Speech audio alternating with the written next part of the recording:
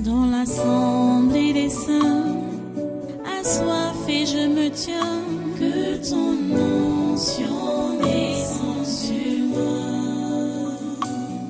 Conscient que mon destin est dans le creux de ta main, que ton onction descende sur moi. Je suis disposé, assoiffé, que ton onction descende sur moi. Je suis disposé, assoiffé, que ton onction descende sur moi.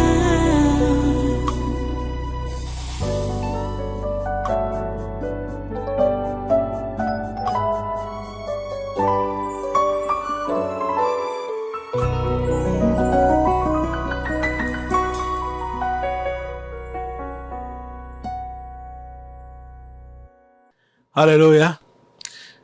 Béni soit le Seigneur. Voilà, prends ta Bible pendant que tu es debout. Et nous allons ouvrir d'abord dans Hébreux au chapitre 12. Vous connaissez même déjà ce texte, ce passage. Hébreux chapitre 12. C'est du verset 4 au verset 11.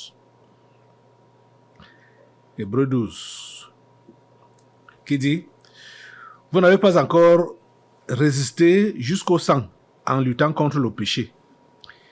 Et vous avez oublié l'exhortation qui vous est adressée comme à des fils.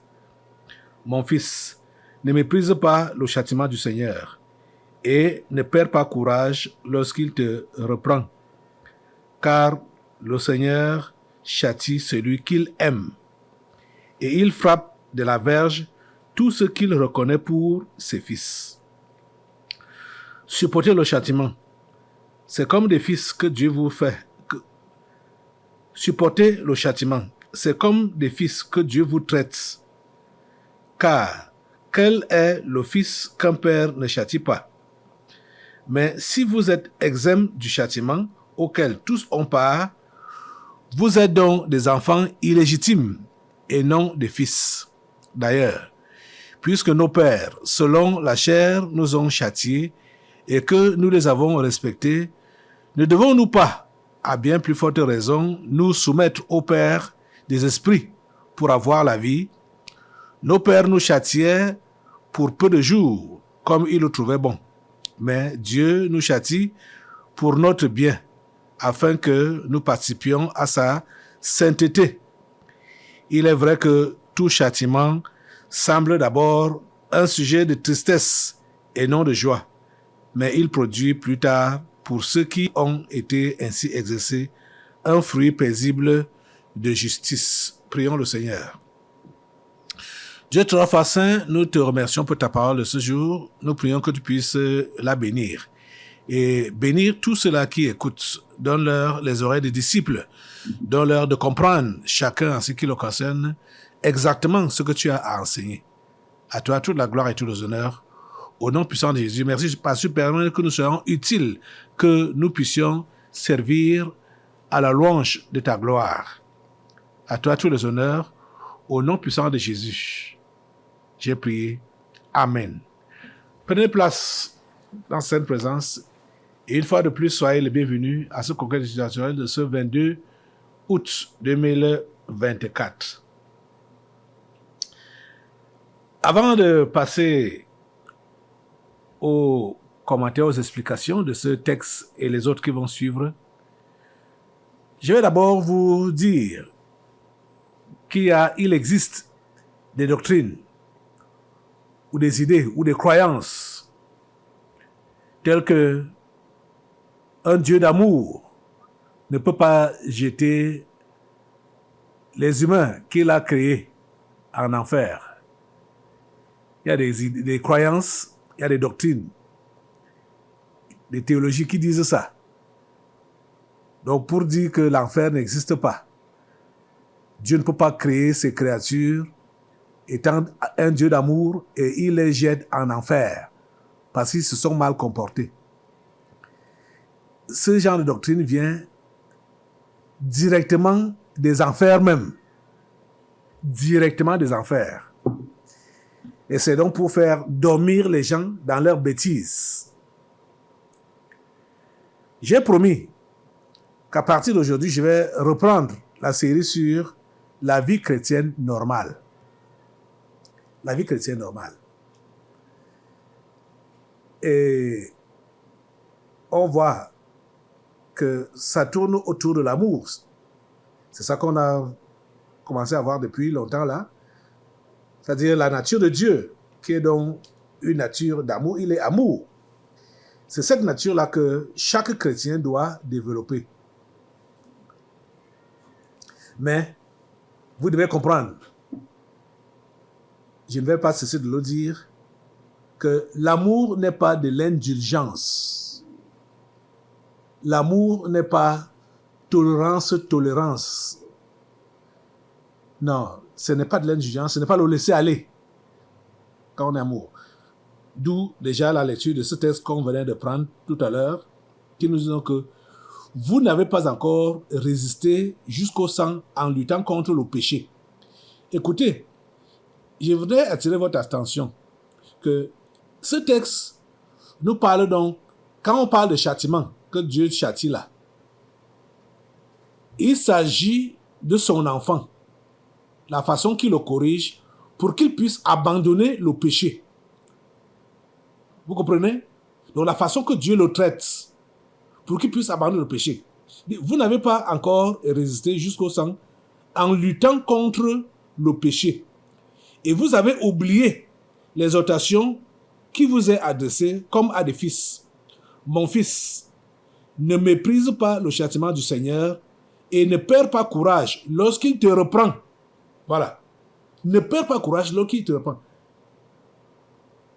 Vous vous rappelez du péché de David. Quand David a péché, Dieu ne l'a pas acclamé.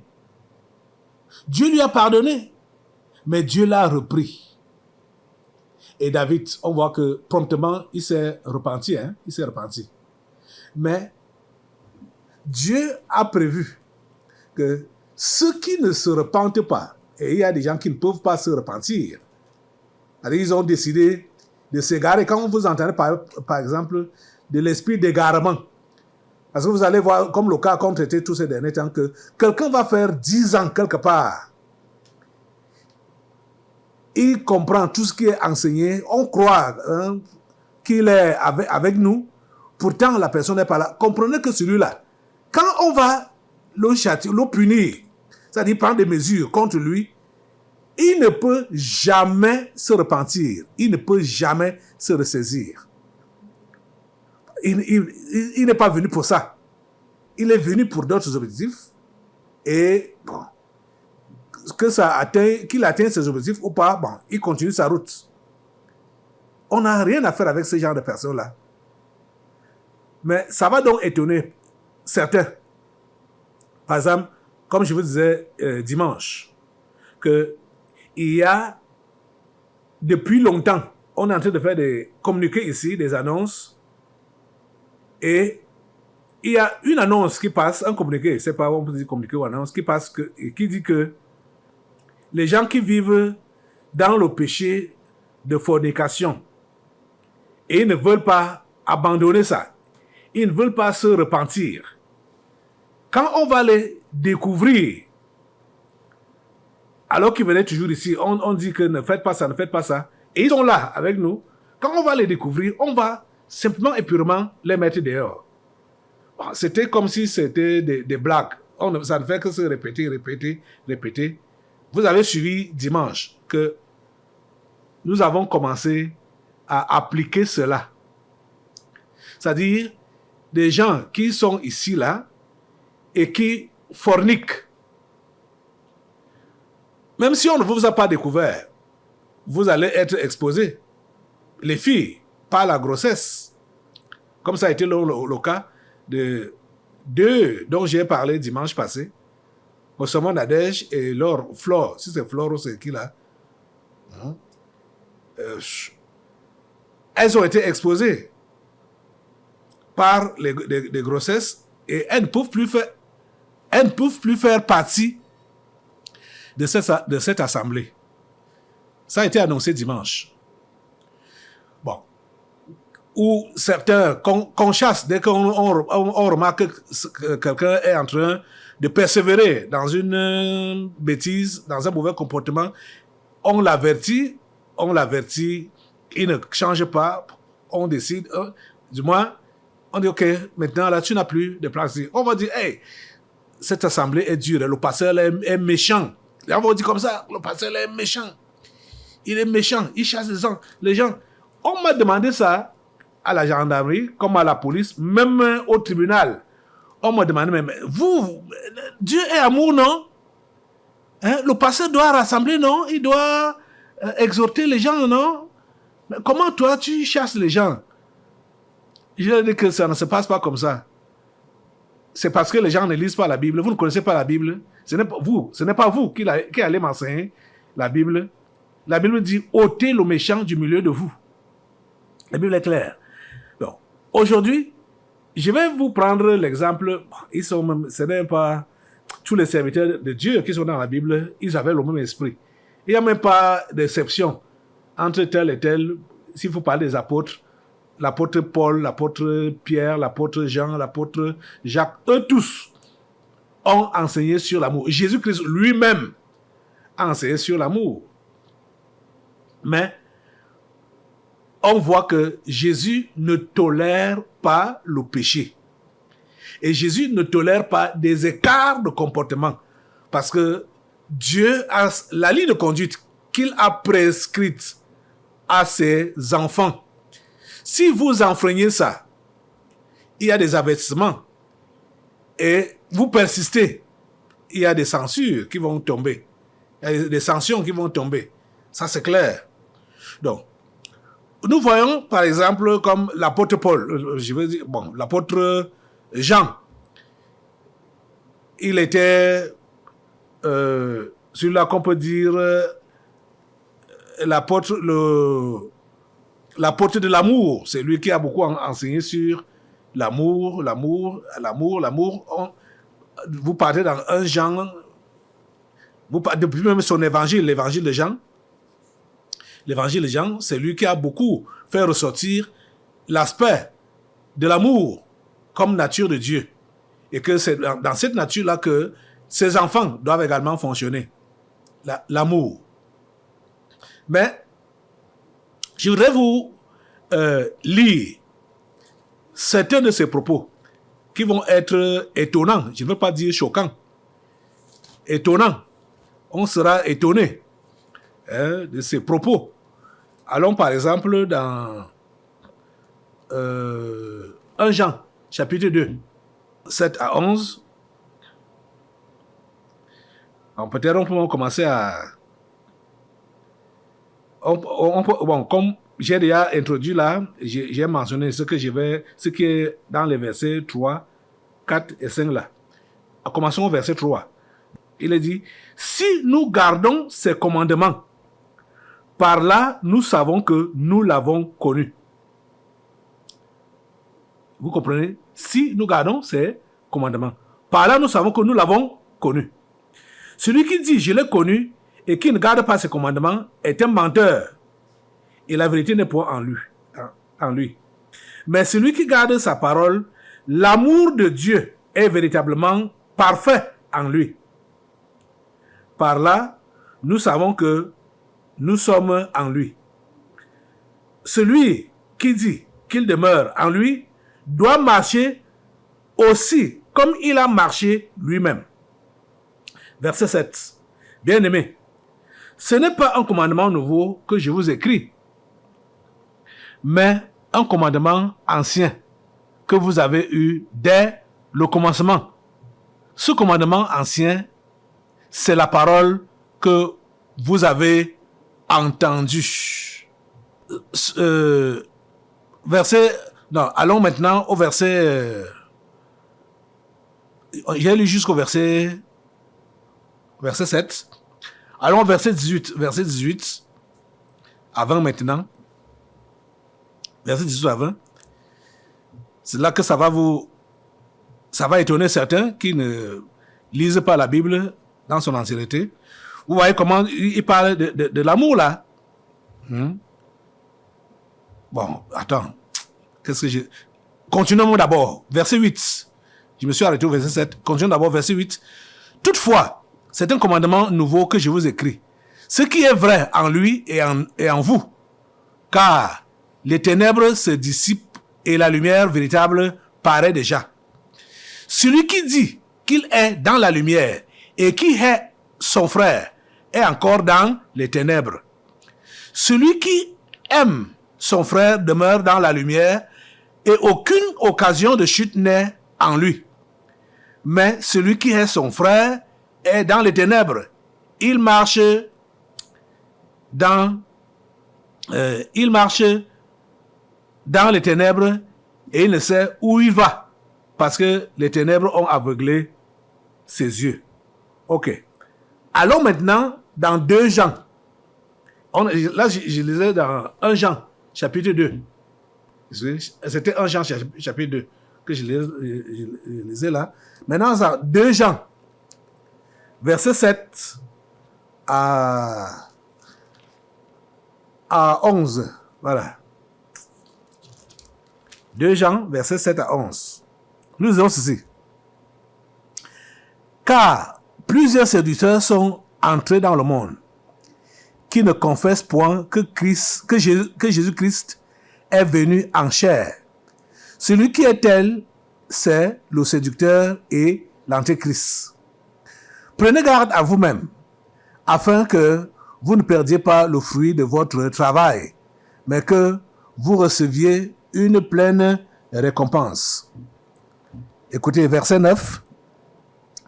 Quiconque va plus loin et ne demeure pas dans la doctrine de Christ n'a point Dieu.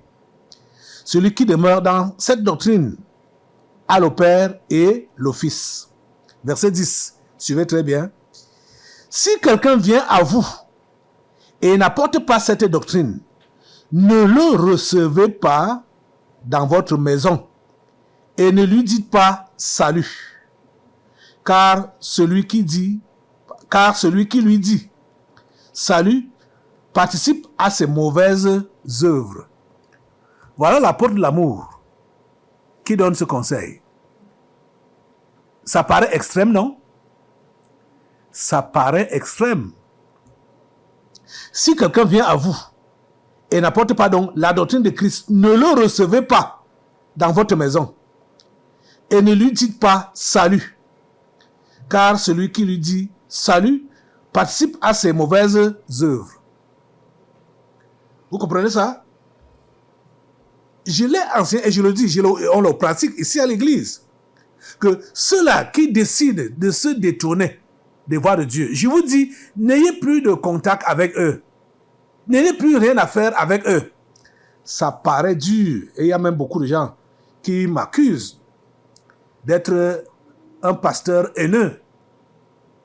Un pasteur, comme l'autre a dit. Hein? Ce n'est pas moi qui ai inventé ça. Ce n'est pas moi qui ai inventé. C'est ce que la Bible enseigne. Que je vous relis. Ou je vous lis. Ce n'est pas moi qui ai écrit ça. Donc, vous voyez que la Bible a donné une conduite à tenir entre chrétiens. Si quelqu'un pêche, on l'avertit. S'il se ressaisit, on lui pardonne. S'il pêche, on l'avertit. Il persiste, on l'avertit encore. Il persiste. On ne va pas continuer avec cette personne comme ça. On comprend que celui-là a décidé de répandre une mauvaise semence au milieu des chrétiens. Et c'est pourquoi Paul va donc donner ce conseil: ôtez le méchant du milieu de vous. Carrément, il doit être ôté. Ça fait partie de l'amour. En ôtant le méchant du milieu de vous, c'est parce que vous aimez ceux qui sont là et vous ne voulez pas que ceux-là soient affectés par le mauvais élément ou qu'ils soient affectés par que ceux qui restent là qu'ils soient affectés par le mauvais élément, parce que la mauvaise compagnie corrompt les bonnes mœurs. Et comme Paul a dit également que un peu de levain fait lever toute la pâte. Également, comme vous savez, le cancer. Si vous avez un cancer atteint, affecté l'un de vos membres, si vous n'amputez pas ce membre-là, vous n'enlevez pas ça, c'est tout votre corps qui va être affecté par le cancer et vous allez mourir. Mais si vous amputez le membre avant le temps, avant que le cancer ne s'éparpille dans tout le corps, vous aurez sauvé votre corps, mais un morceau de votre membre est parti. C'est comme ça que ça se passe dans la chrétienté. Ce n'est pas le laisser aller. Le fait soit de discipliner des gens, et parfois, il y a certaines disciplines qui sont prolongées. Vous avez remarqué que certaines personnes, on les met sous discipline. C'est-à-dire, les gens ici ne comprennent pas comment les choses fonctionnent ici à l'église. C'est le terrain qui nous enseigne. L'expérience nous enseigne. On a la parole de Dieu et on voit les expériences, on voit les cas. Et les cas, tous les cas ne sont pas similaires. Écoutez, il peut arriver que deux personnes commettent une même bêtise. Une va être punie plus sévèrement que l'autre. Ce n'est pas parce que on a beaucoup aimé un et on a beaucoup détesté l'autre. Ça dépend. Il n'y a pas à juger par rapport à ça. Vous comprenez ça? Il y a des gens ici, il y a des gens qui sont passés ici. Ils n'ont pas réussi même à purger leur peine quand ils ont été mis sous discipline. Et précipitamment, on a enlevé leur discipline, leur peine. À peine quittés de là, on voit qu'ils ils s'embourbent davantage. Ça veut dire qu'ils n'avaient rien compris quand on les a mis sous discipline. C'est pourquoi, ayant vu des exemples de ce genre-là, on laisse donc, on observe, quand on met quelqu'un sous discipline, on observe si la personne va changer.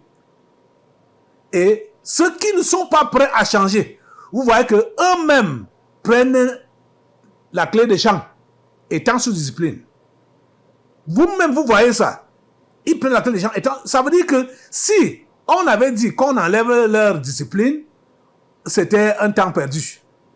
Donc, comme ils ont donc fui l'église, étant sous discipline, étant excommuniés, ils fuient l'église, ça veut dire que ceux-là étaient déjà dehors depuis longtemps. Vous comprenez ça? Donc, ça confirme seulement que leur place est dehors. Mais il y a des gens qui vont dire, oh, pasteur, tu es dur. Mais depuis que tu as mis tel sous discipline, tu ne l'enlèves pas, machin, tout ça là. Non, ça ne se passe pas comme ça. Ça ne se passe pas comme ça. Les amis, l'amour corrige. Quand on aime, on corrige. Et celui qu'on aime même beaucoup, on le punit ou le corrige sévèrement. Vous comprenez? C'est ça que nous avons lu dans Hébreu. Hébreu qu'on a pris là. Je vais reprendre ça. Hébreu chapitre 12. Hébreu chapitre 12. La Bible est claire. Les amis, la Bible est claire là-dessus. Excusez.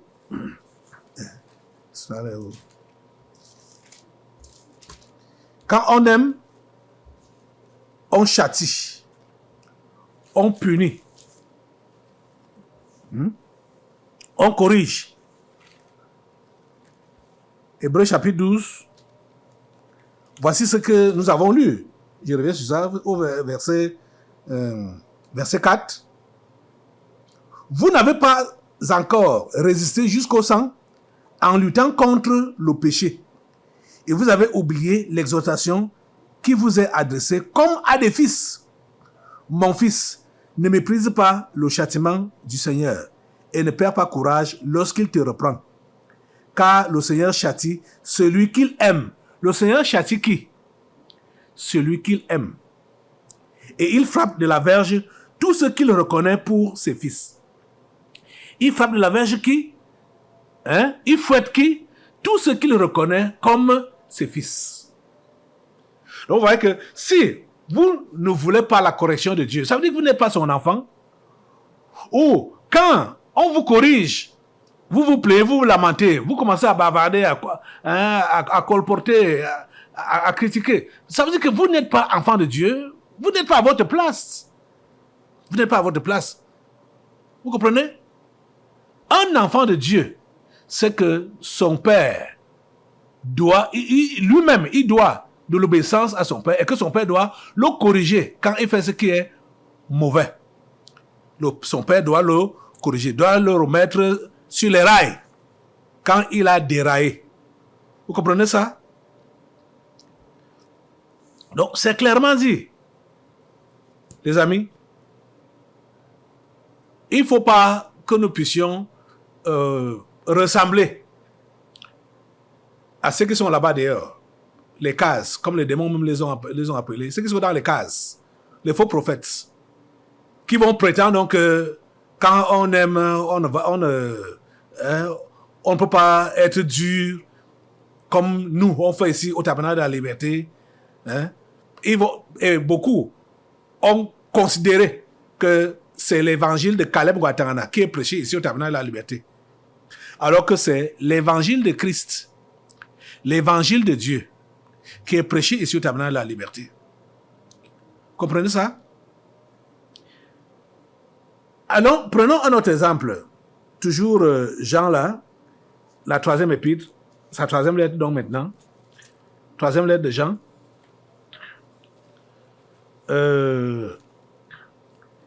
Les versets, à partir du verset 9, qu'est-ce qu'il dit? Il dit, j'ai écrit quelques mots à l'église, mais Diotrephe, qui aime à être le premier parmi eux, ne nous reçoit point. Vous comprenez? C'est Jean qui dit ça. Et au verset 10, il dit, c'est pourquoi, si je vais vous voir, je rappellerai les actes qu'il commet en tenant contre nous des méchants propos. Ça n'a pas commencé aujourd'hui. Vous êtes au courant des méchants propos que les gens tiennent contre le pasteur Caleb Guatarana. Écoutez, les amis, si vous êtes fidèles de cette église, je ne sais pas combien de temps vous avez à passer ici.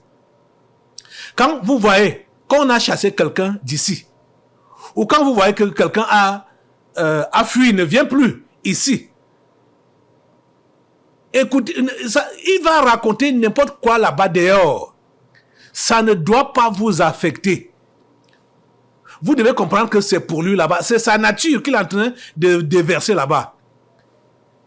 Je suis qui? Regardez comment l'apôtre Jean dit que Diotrephe tenait des méchants propos contre lui. C'est pourquoi, si je vais vous voir, je rappellerai les actes qu'il commet en tenant contre nous des méchants propos. On a tenu des méchants propos contre Paul, contre Pierre, contre Jean, contre tous ces apôtres-là. Et ce sont ces gens-là, les intrus dans la maison de Dieu, les intrus dans l'église de Dieu, ce sont eux qui tiennent des méchants propos contre les serviteurs de Dieu.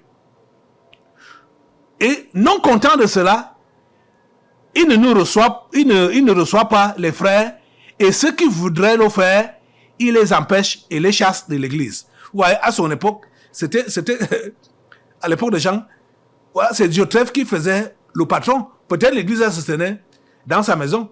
Comme dans l'église primitive, les assemblées étaient dans les maisons des individus. Vous voyez?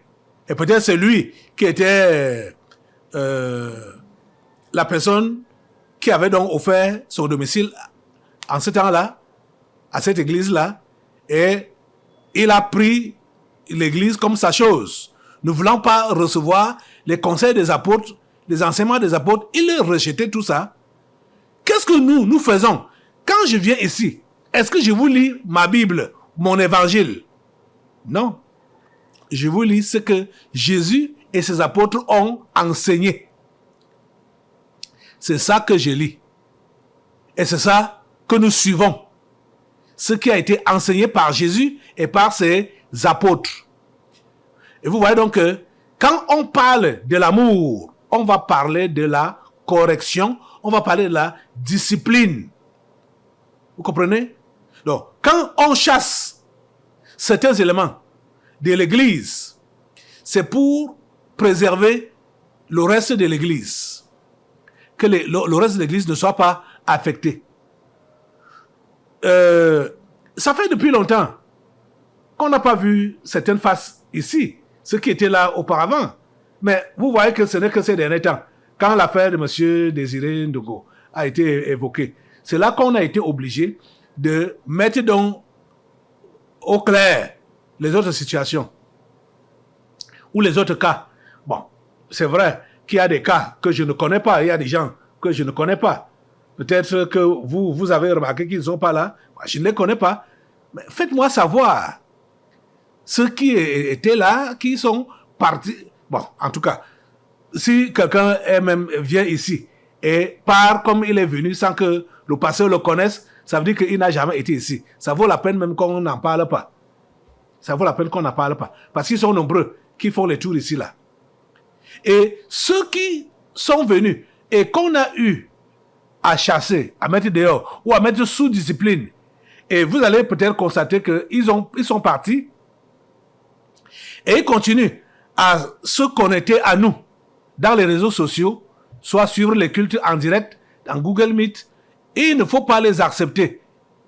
C'est vrai qu'ils peuvent prendre des pseudonymes. Il y a comme c'est les instruments manipulés par les enfants du diable, hein, c'est machin des réseaux sociaux. Donc quelqu'un peut prendre n'importe quel nom et s'afficher là. Vous n'allez pas savoir qui c'est. Donc, ceux que nous avons mis dehors, ou ceux qui ont fui, et qui restent connectés à nous là, peut-être, ils ont leur poste radio à la maison, chez eux, ils écoutent là-bas, ou bien ils partent sur YouTube, regarder ce qui a été prêché. Bon, tant pis, on a que faire de ça. Mais, vous, technique, ne les acceptez pas en réunion de Google Meet, en direct là. Ne les acceptez pas. On ne doit pas communier avec eux. Vous comprenez? On ne communique pas avec eux. Parce que s'ils avaient trouvé de l'intérêt à suivre ce qui se passe ici là, ils ne seraient pas partis. Donc vous voyez qu'ils faisaient un travail, c'est-à-dire un contre-travail ici, dedans. Ils sont partis et ils veulent continuer à faire ce contre-travail. Je suis sûr que plusieurs parmi eux sont en train de nous écouter. Donc, ils font exactement comme le gouvernement camerounais fait. Ils sont à l'écoute de tout ce que je dis, tout ce que je fais, tout ce qui se passe ici. Ils sont à l'écoute, mais ils ne sont pas là pour se convertir. Ils sont là pour combattre. Ils sont là pour combattre. Quand ils m'ont arrêté l'année passée, ils m'ont enfermé, ils écoutaient toujours nos médias, allaient toujours sur Internet pour voir nos publications. Ils étaient étonnés que malgré que je sois enfermé, le programme continuait, l'église continuait à fonctionner. Ils étaient étonnés. Ils ont même dit ça, ils ne se sont pas retenus pour dire que, donc vous continuez à publier. Alors que moi j'étais enfermé, ils disent, mais vous continuez à publier. Ouais. Donc c'est comme ça. Ils sont là parce qu'ils veulent travailler contre ce que nous faisons. C'est pourquoi, quand tu es appelé par Dieu, comme je vous ai enseigné tous ces derniers temps, concentrez-vous sur votre appel. Concentrez-vous sur ça. N'écoutez pas les dires à gauche, à droite, hein, les critiques et tout ça là. On n'a que faire de ça. On n'a que faire de ça. Si vous entendez quelqu'un qui critique le fait qu'on ait mis soit quelqu'un sous discipline, ou bien qu'on ait chassé les rebelles, les récalcitrants, les antichrists. Comprenez que celui-là, il a la semence de l'antichrist. Lui-même, c'est un antichrist. Vous comprenez? C'est un ennemi de l'évangile. C'est un ennemi de l'évangile. Je veux dire qu'il y a des doctrines qui disent ça clairement, que Dieu ne peut pas punir les hommes qu'il a créés à son image. Ça là, c'est la méchanceté. Ils enseignent ça, ils disent ça, ils défendent ça, que c'est un Dieu d'amour qui ne peut pas faire ça. Pourtant, c'est le contraire que nous avons dans la Bible. C'est pourquoi je veux dire que ce livre qu'on appelle la Bible, ça doit être votre livre de chevet. Pas livre de chevet que vous posez votre tête sur ça pour que vous ayez les bons rêves, pour que les esprits méchants qui viennent vous oppresser la fuient. Non. Livre de chevet que vous lisez ça jour et nuit, comme il est dit dans Josué, et vous appliquez ce que ça dit. C'est pour cela que Dieu a permis que ce livre soit écrit et qu'il ne soit pas falsifié. On a tenté de le falsifier, on a tenté de l'éliminer, mais Dieu l'a toujours préservé. C'est le livre que vous voyez qu'on appelle la Bible. Vous voyez que jusqu'à présent, le pape et les autres, comme les Chinois, veulent la changer, écrire une autre à la place de celle-ci. Mais celle-ci n'a pas de concurrent. Elle n'a pas de concurrent, cette Bible. Pas du tout. Comprenez? Donc, il y a des gens qui ont passé, soi-disant, des années dans l'église, ou des années, disant qu'ils ont même fait soit des études de théologie, de 7 ans, 8 ans, même 20 ans, ou je ne sais pas. Mais ils ne connaissent rien de la Bible. Ils ne connaissent rien. Rien du tout. Vous voyez? Lisez-la. Appliquez ce qu'elle dit. Écoutez ce qui est enseigné ici.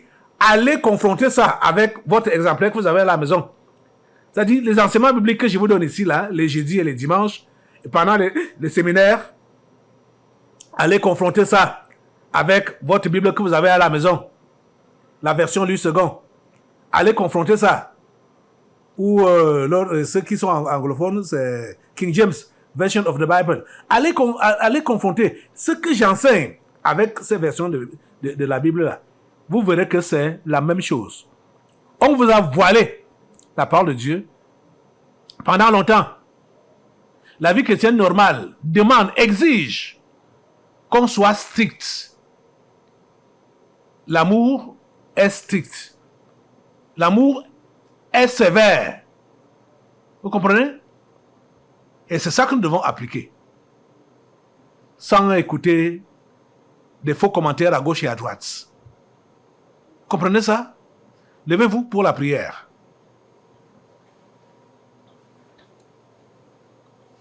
Demandez à Dieu de vous donner son genre de cœur.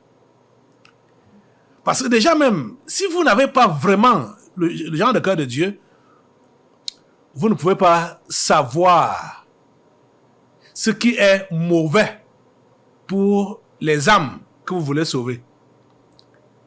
Donc pour les mettre à l'abri, demandez vraiment le cœur de Dieu. Seigneur, donne-moi ton cœur. Donne-moi ton genre de cœur. Et donne-moi d'aimer comme tu aimes.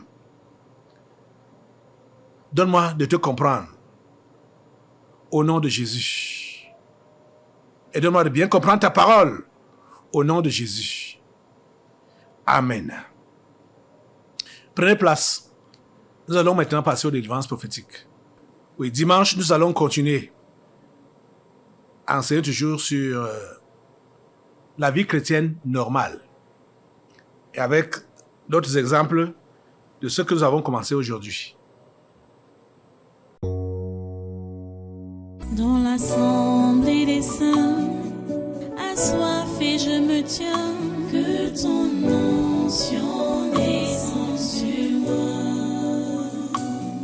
Conscient que mon destin est dans le creux de ta main, que ton onction descende sur moi. Je suis